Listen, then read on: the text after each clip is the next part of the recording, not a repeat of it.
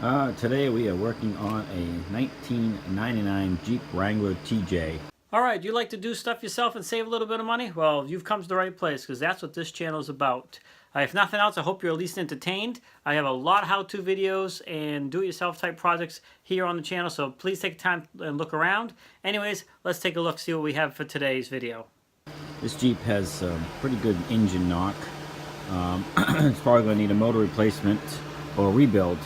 But what I'm going to do today is change the oil and put a few additives in to see if we can help it out in the short term. So what I'm going to do really is drain the oil down, put some oil in it, run it for 5 minutes, drain this oil out so it can flush everything out, and then I'll change the oil again so I'll have new oil, but I'll replace some of the oil with some oil treatment as well as some high mileage oil stabilizer treatment that's supposed to help with noise and things like that. And this is not going to be a fix, of course, but hopefully it'll help in the meantime. And of course we're going to put a new filter on it as well.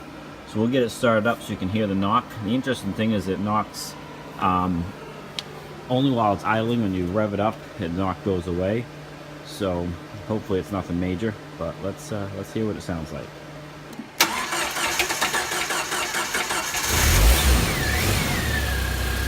So I know you've probably heard it when it first started up, rattling, but when it's cold like this, it's relatively quiet. So we'll let it run a little bit here, and you can start hearing the knock, and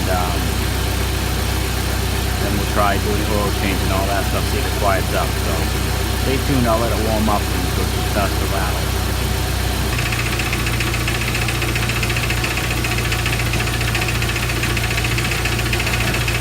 Now there's the answer. We'll run it, see what happens. Alright, we're going to slight change of plans here, only because I forgot this Jeep's been parked for a bit, but I changed the oil in this thing just before we parked it. So all that time I've been running it, this oil is still nice and just, you probably won't see it on there, but it's nice and clean. It's just a golden color, so we're not going to change the oil. So we just drained down a little bit. The oil filter's new one. I'm seeing now, I'm looking down there, I just forgot that I'd done that, so I can't see doing an oil change. So what we're going to do is just add this to it for now, and the next oil change, I'll add the other treatment to it. So let's go ahead and do this. And hopefully this will help.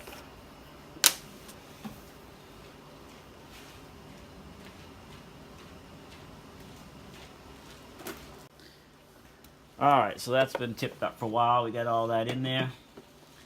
And I don't know if that'll help or not. We'll find out. Just wipe this up real quick.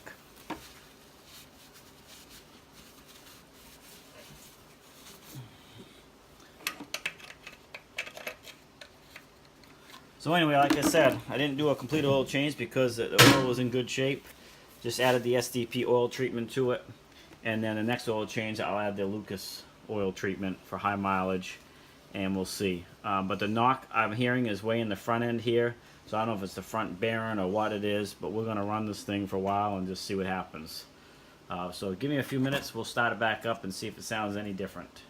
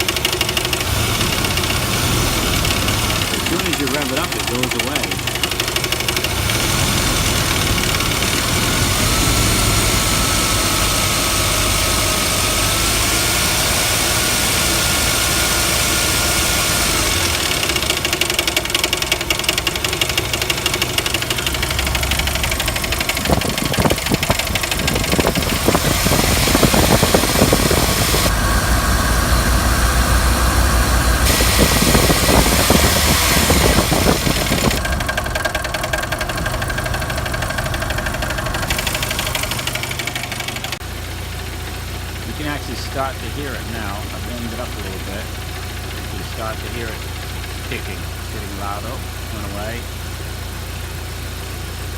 I'm just using this steel rod to try to pinpoint where the sound's coming from. I'm not really sure.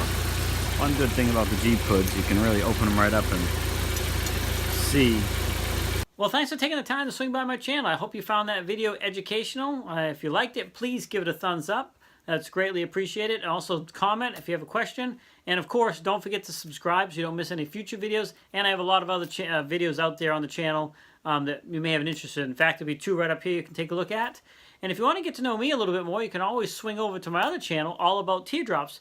On that channel, I talk, in the early stages, I'm talking about choosing the right camper for going full-time RV, and then the path that you need to take, or the path that we need to take to get from where we are today to where we want to be, which will be eventually full-time RVers.